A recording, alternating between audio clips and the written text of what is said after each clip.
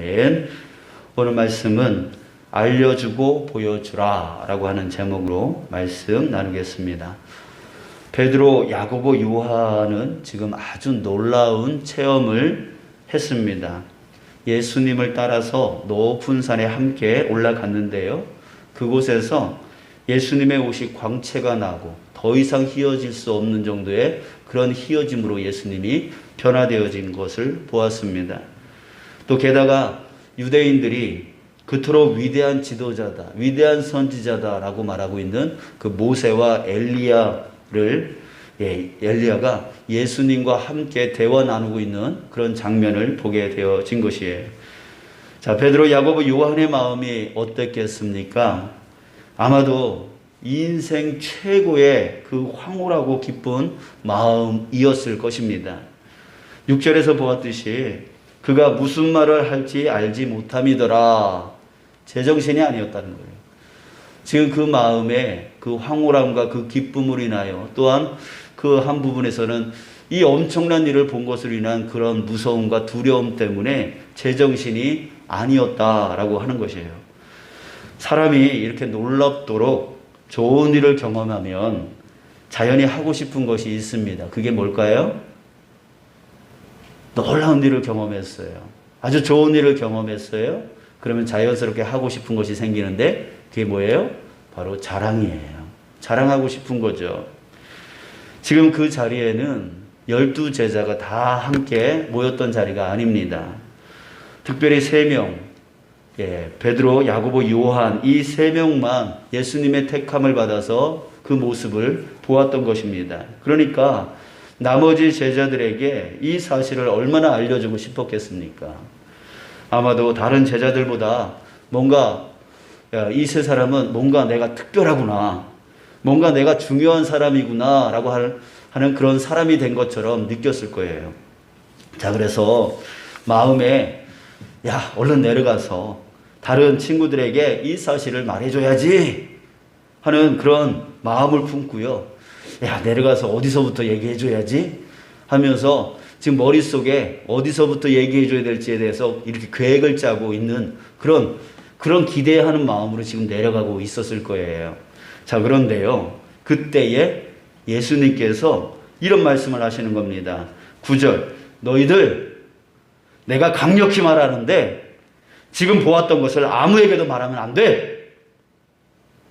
예수님께서요, 명령을 하십니다. 말하면 안 된대요. 지금 말하고 싶어서 마음속에 다 계획을 짜고 있는데 어떻게 말할지에 대해서 말하고 있는데 생각하고 있는데 지금 예수님이 지금 보았던 것을 절대로 말해서는 안 된다라고 명령을 하고 계시는 거죠. 자, 왜 그러셨을까요? 우리 생각에 예수님이 광채나고 휘어진 사건에 대해서 말하면 또 위대한 지도자, 선지자, 그 모세, 엘리야를 만난 얘기를 하면 예수님이 더 대단해 보일 거 아니겠습니까? 또 그러면 다른 제자들도 예수님을 더 잘 믿고 또 그것을 다른 사람들에게도 말을 해주면 더 잘 믿고 더 잘 헌신할 수 있지 않겠습니까? 그렇게 생각하는 게 바로 우리 생각이잖아요. 그러나 이것은 우리들의 착각이라고 하는 것입니다. 지난 10년간 이 규례교회에서 사역하면서요, 동네 사람들과 얘기 나눌 기회가 생길 때마다 듣는 얘기가 있습니다. 그게 뭐냐면, 나도 예전에는 교회 다녔었어. 그런데 지금은 안 가. 그 말을 들을 때마다 그 말 안에는 실망이 들어가 있음을 알았습니다. 좋은 줄 알고 갔더니 실망했다는 얘기입니다. 우리는 좋은 얘기를 많이 하면 사람들이 많이 올 거라고 생각을 합니다. 하지만 이 일이 반대로 그 사람들에게 잘못된 기대를 가지게 만들고요, 그리고 실망시키고 영영 구원받지 못하게 하는 일이라고 하는 것을 생각하지 못합니다. 오늘 본문 9절을 다시 한번 보겠습니다. 그들이 산에서 내려올 때에 예수께서 경고하시되 인자가 죽은 자 가운데서 살아날 때까지는 본 것을 아무에게도 이르지 말라 하시니, 예수님은 본 것을 아무에게도 말하지 말라라고 명령을 하셨습니다. 자, 그런데요, 말하지 말아야 할 그 기간을 정해 주셨습니다. 그 기간, 영영 말하지 말라는 게 아니에요. 어느 기간 내에는 말하지 말라 이렇게 말씀하셨는데 뭐라고 했냐면 인자가 죽은 자 가운데서 살아날 때까지는, 인자가 죽은 자 가운데서 살아날 때까지는 말하지 말라라고 말하고 있는 거예요. 즉 다시 말하면 예수님이 십자가에서 죽으시고 그 이후 부활하신 후에는 말해도 된다라고 하는 것이에요. 자, 이 말씀이 무슨 뜻일까요? 이 말씀은 어느 한 가지에 치우쳐서는 안 된다라고 하는 것을, 그런 의미를 가지고 있습니다. 예수님이 광채나고 희어지는 것, 즉 하나님의 영광의 보좌로 나아가신다라고 하는 것은 사실입니다. 또 모세보다 엘리야보다 더 높고 위대한 분이 바로 예수다라고 하는 것 또한 사실입니다. 하지만 그 영광된 자리로 나아가려 할 때에 반드시 거쳐야 될 길이 있다는 거예요. 그 길을 이해하지 아니하고는 하나님의 영광을 말해서는 안 된다라고 하는 거예요. 그 길이 무엇입니까? 바로 십자가의 길, 바로 부활의 길, 십자가와 부활입니다. 이 길을 반드시 거치고 난 후에야, 그리고 나서야 하나님의 영광을 드러낼 수 있다, 말할 수 있다라고 하는 거예요. 여러분들, 우리 심령 가운데 하나님을 믿으면 복되다라고 하는 생각만 가지고 있으면 안 된다는 얘기예요. 그 복으로 나아가기 위해서 십자가의 길로 가야 되는 것이고 부활의 길로 가야 된다는 것이 우리 마음 안에 있어야 된다라고 하는 것이죠. 지금 이 제자들은 아직 그 십자가의 길이 뭔지, 그 부활이 무엇인지 모르고 있는 상태였습니다. 그러면서 예수님이 변화된 사건, 예수님이 영광을 받은 사건, 예수님이 모세와 엘리야를 만난 사건, 그것을 말해봤자 소용이 없다는 얘기예요. 십자가는 고난과 멸시를 말하는 것입니다. 예수님은 그 길을 가셨습니다. 그러기에 그리스도인도요, 그 길로 가는 것을 당연히 여겨야 됩니다. 그리스도인으로서 고난과 멸시를 당하는 것을 이상히 여겨서는 안 된다는 거예요. 그리고 고난과 멸시는 편할 때 생기는 게 아니죠. 편할 때 고난과 멸시가 생기는 게 아닙니다. 헌신과 섬김의 삶을 살려고 할 때 그때 고난이 오는 거고 그때 멸시가 오는 것이에요. 즉 다시 말해서 그리스도인의 삶은 교회에서나 세상에서나 헌신과 섬김의 삶을 살아야 된다라고 하는 거예요. 이게 바로 십자가의 길이라고 하는 거예요. 이 길을 예수님이 가셨고 또한 우리도 그리스도인으로서 이 길을 가야 된다라고 하는 것이죠. 이것을 이상히 여겨서는 안 되는 거예요. 당연히 여기는 삶 되어져야 된다라고 하는 것이죠. 또한 부활은 무엇입니까? 승리와 영광을 말합니다. 예수님은 고난과 멸시를 거쳐서 부활로서 죽음에 대해서 승리하셨고요. 영광된 자리로 나아가셨습니다. 그러기에 그리스도인은 항상 기억해야 돼요. 이 고난과 멸시의 길, 이 고난과 멸시의 길을 당연히 우리는 가야 되는데 그 길 끝에는 무엇이 있다? 바로 부활이 있다라고 하는 거예요. 그 부활의 승리가 있다는 거예요. 그 부활의 영광이 있다라고 하는 거예요. 이걸 우리는 항상 기억하며 살아야 된다는 거예요. 이것이 우리 믿는 자들에게 소망을 주는 것입니다. 그 소망을 가진 자들은 인내합니다. 그래서 고난을 이겨나가게 되어지고요. 그 고난을 승리해 나가게 되어지는 것입니다. 또한 그 소망을 가지고 있기 때문에, 즉 이 고난과 멸시의 길 끝에 승리와 영광된 자리가 있다는 것을 알기 때문에 이 땅에서의 삶을 그냥 편함의 길로 택하여 나가는 그런 삶이 아니라 기꺼이 헌신과 봉사의 삶을 살아가게 되어지는 거예요. 소망이 있는 거기 때문에. 이 길의 끝에 우리에게는 소망이 있기 때문에 지금 우리 그리스도인들에게 가장 위태로운 것이 바로 이 부활의 소망이 사라지는 것입니다. 이 땅에서 우리 풍성하게 살아가니까, 부족함 없이 살아가니까 굳이 부활의 소망을 가질 필요가 없는 것이죠. 그저 이 땅 가운데 당장 먹고 살 거 걱정 없으니까, 또 즐길 수 있는 데까지 그만큼 지금 살아가고 있으니까 소망 그런 거 필요 없어요. 그냥 소망이라 하면 저 사람보다 내가 좀 더 잘 사는 거, 저 사람보다 내가 좀 높은 데 올라가는 거, 그게 소망이 되어져 버리고 주님께서 부어주시는 그 부활의 소망, 그 영생의 소망에 대해서는 별로 생각하지 않게 되어지는 것이죠. 그러니 편안함만을 추구합니다. 어떻게든 편하게. 그래서 신앙도 편하게 하려고 합니다. 그리고 신앙보다 자기 일을 열심히 하면 떡이 나오고 밥이 나오니까 신앙보다 자기 일을 우선시 여깁니다. 여러분, 그러나 우리는 알아야 됩니다. 이것을 잊어서는 안 됩니다. 세상 끝날은 반드시 온다. 그때 우리는 자기 행위에 따라 심판을 반드시 받게 된다. 여러분, 우리는 이것을 잊어서는 안 돼요. 세상 사람들과 우리가 구별되어지는 이유가 바로 여기에 있는 거예요. 가는 길이 틀려요. 가는 목적지가 틀리다는 얘기예요. 그저 이 땅 가운데 내가 얻고 싶은 거 얻으니까 이제 더 이상 예수 믿을 필요 없어. 그것이 목적이 되어져서는 안 되는 거예요. 세상 사람들은 그것이 목적입니다. 어떻게든 잘 살고, 어떻게든 편하게 살고, 어떻게든 걱정 없이 사는 것, 그것이 그들의 목적일지 모르겠지만 우리 그리스도인이 저 세상 사람들과 구별되어지고 차별되어지는 부분은 뭐냐면 목적지가 틀리다는 거예요. 우리의 목적은 바로 부활의 신앙을 갖고 나아가 구원의 소망을 이루어 나가는 것입니다. 영원한 생명을 얻는 것이에요. 그것이 진정한 소망이다라고 하는 것을 알고 깨닫고 잠시 잠깐 고난이 오고 힘들지라도 그럼에도 불구하고 그 소망을 갖고 나아가는 자, 그래서 헌신하기를 두려워하지 않고 편함을 추구하는 자 되어지지 않고 헌신하고 섬기는 그런 자로 기꺼이 살아가기로 결정하는 자, 그게 바로 저와 여러분들 우리 그리스도인의 삶인 것입니다. 우리 그리스도인은 이제 세상 사람들에게 어떻게 해야 합니까? 예수님을 알려주고 보여줘야 합니다. 어떻게 알려주고 보여줘야 합니까? 우리 두 가지로 생각해 보겠습니다. 첫 번째는 예수님 믿으면 복 받아요. 이 말 해야 됩니다. 예수님 믿으면 복 받습니다. 아멘.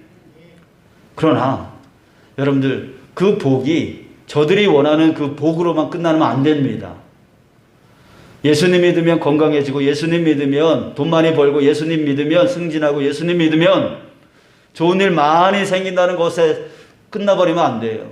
예수님은 그런 복도 주시지만 그보다 더 큰 복을 주신다라고 하는 것을 여러분들 우리가 알려줘야 되는 것이에요. 그 더 큰 복은 바로 영원한 생명의 복인 줄 믿습니다. 그렇기 때문에 우리가 영원한 생명의 복이 무엇인지를 알려주기도 하고 보여줘야 된다라고 하는 것이죠. 그래서 우리는 외쳐야 돼요. 예수 믿으면 복 받아요. 예수 믿으면 복 받아요. 라고 하는 그 말을 해야 됩니다. 그러나 이중의 의미를 갖고 있다는 거 꼭 기억하십시오. 그들이 원하는 복뿐만이 아니라 그보다 더 큰 복, 그 큰 복이 있다라고 하는 것을 여러분 우리가 생각하면서 외쳐야 됩니다.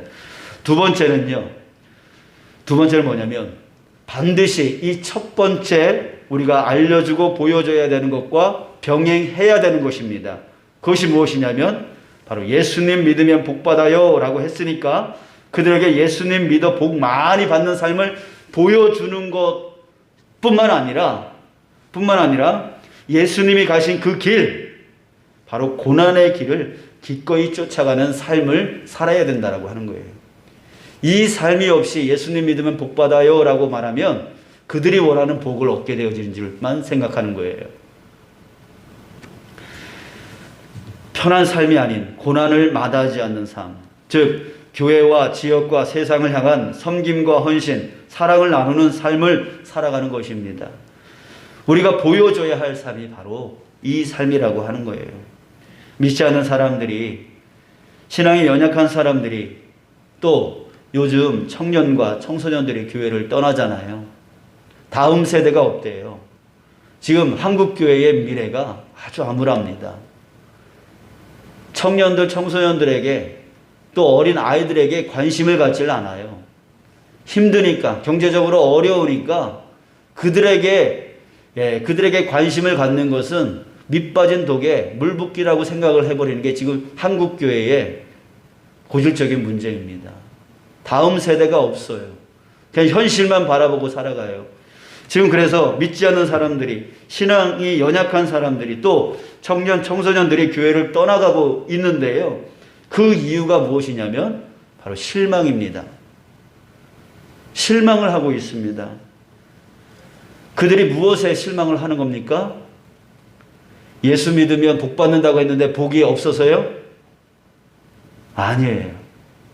그들이 실망하는 이유는 바로 예수님 믿는 자들의 그 모습이 예수님 믿는 사람 같지 않아 보이기 때문에 그렇습니다. 내 아버지 어머니가 교회를 열심히 다니는데 교회에서는 막 거룩한 척 하는데요. 가정만 돌아가면 어때요? 전혀 신앙적이지 않은 모습이 보이는 거예요. 이때 헷갈리는 거예요. 우리 청년 청소년들이 헷갈리는 거예요. 믿어야 될지 말아야 될지 이게 헷갈리는 거예요. 우리 그런 거 있어요. 학교에서 어렸을 때에 횡단보도로 건널 때는 파란 불일 때 건너야 된다라고 선생님이 가르칩니다. 그런데요, 집에 돌아가면 엄마가 시장에 가다가 아이를 끌고 가면서 빨간 불일 때 야 빨리 뛰어 이럽니다. 이상하다. 선생님은 파란 불일 때 건너라고 그랬는데 우리 엄마는 빨간 불일 때 뛰래요. 헷갈려지는 거예요. 이런 아이가 나중에 커서 법을 준수하지 않습니다. 법을 지키지 않습니다. 여러분, 우리 자녀들 세대를, 손주들 세대를 헷갈리게 만들어서는 안 됩니다. 실망시켜서는 안 되는 거예요. 말씀이 그렇다 하면 그 말씀을 그대로 보여줘야 되는 삶을 우리 부모 세대가 보여줘야 되는 것이고, 세상 믿지 않는 자들에게 보여줘야 되는 것이고, 믿음이 연약한 자들에게 보여줘야 되는 것이에요. 그래서 우리의 책임이 크다는 거죠. 말씀을 이렇게 말하고 있는데 저 오래된 신앙인은 저렇게 살아가고 있는 거예요. 여기에서 신앙이 연약한 자들, 세상 사람들, 청년 청소년들이 헷갈려지기 시작하고 그 다음부터 말씀을 따라가지 않게 되어지는 것이죠. 여러분, 저들이 하나님이 복을 안 주기 때문에 실망하는 게 아니라 그 하나님을 따라간다라고 하는 그 믿음의 사람들이 온전한 고난과 멸시의 삶, 섬김과 헌신의 삶을 살아가지 않기 때문에 그렇게 되어지고 있다라고 하는 것입니다. 하나님 여러분, 저와 여러분들이 주님의 말씀을 온전히 쫓아가는 그런 자 되어지길 축복합니다. 우리는 이제 코로나19 시대의 막바지에 왔습니다. 이럴 때에 우리 규례교회는 부흥되어져야 됩니다. 자, 그런데 어떻게 하면 부흥할 수 있을까요? 많은 사람들이 저마다의 부흥 방법을 생각하고 있습니다. 이렇게 하면 돼, 저렇게 하면 돼 라고 하는 그런 방법들을 가지고 있습니다. 그러나 그 모든 방법들을 내려놓는 게 부흥의 방법입니다. 그 모든 방법을 따라가는 게 아니라 바로 우리에게 중요한, 아까도 우리 기도했지만 바로 중요한 것은 말씀입니다. 주님의 말씀이에요. 성경이 가르쳐주고 있어요. 바로 사도행전 2장 42절에서 47절에서 우리에게 가르쳐주고 있습니다. 그들이 사도의 가르침을 받아 서로 교제하고 떡을 떼며 오로지 기도하기를 힘쓰니라. 사람마다 두려워하는데 사도들로 말미암아 기사와 표적이 많이 나타나니 믿는 사람이 다 함께 있어 모든 물건을 서로 통용하고 또 재산과 소유를 팔아 각 사람의 필요를 따라 나눠주며 날마다 마음을 같이하여 성전에 모이기를 힘쓰고 집에서 떡을 떼며 기쁨과 순전한 마음으로 음식을 먹고 하나님을 찬미하며 또 온 백성에게 칭송을 받으니 주께서 구원받는 사람을 날마다 더하게 하시니라. 부흥은요, 우리가 만드는 게 아닙니다. 하나님이 만들어 주시는 거예요. 주께서 구원받는 사람을 날마다 더하게 하시니라. 주님께서 채워주시는 거예요. 어떤 곳에서요? 하나님의 말씀대로 따라가는 그 교회에, 그 집에 하나님께서 맡기시는 거예요, 영혼을. 여러분들 이 시간에 우리 함께 기도하기를 원합니다. 우리 이런 기도했으면 좋겠어요. 우리 사도행전 2장 42절부터 47절 말씀 그대로 우리가 따라 우리 규례교회를 위해서, 이런 교회 되어지기를 위해서 기도했으면 좋겠어요. 목사의 가르침 받아 서로 영적 교제를 나누고 기도에 힘쓰는 교회, 목사의 영적 능력이 드러나는 교회, 믿는 사람들이 물건을 서로 나누고 가난한 자들과 연약한 자들에게 나눌 줄 아는 교회, 모이기에 힘쓰고 하나님을 진실되게 찬양하는 은혜가 넘치는 예배가 있는 교회, 그리고 세상에 나가 선한 영향력을 끼쳐서 세상 사람들에게 칭찬받는 그런 교회, 이런 교회가 되도록 우리 위해서 기도하고, 오늘뿐만이 아니라 앞으로도 계속 이 말씀에 의지해서 우리 규례교회가 그런 교회 되어지기 위해서 기도해 주셨으면 감사하겠습니다. 그렇게 될 때 주께서 구원받는 사람을 이 규례교회에 날마다 더하게 하시리라. 이 말씀이 응답되어질 줄 믿습니다. 우리 함께 기도하시겠습니다.